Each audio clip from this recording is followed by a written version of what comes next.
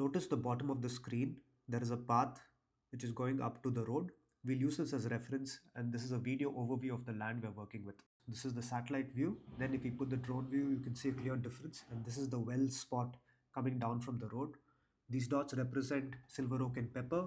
The green is just pepper, white is silver oak plus pepper, and the orange was pepper on jungle trees. Here we have ripeness indication.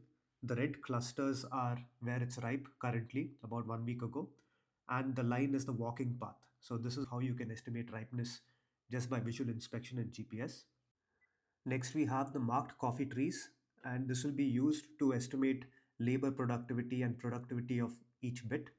As you can see, these dots represent the coffee trees in that bit, which was marked with a Garmin device, but it can be done with more precise measurements now, with future technology. At the end of the harvest day, we just have to walk around with the GPS, and then automatically it will snap it to the boundary edges. So whatever is within that polygon on the boundary of the plot will be accounted for the number of trees, and the end weighment of the coffee pickings can be distributed equally among the trees, and we can get productivity of that area. Similarly, for each day we can get that polygon and estimate yield for each of these areas.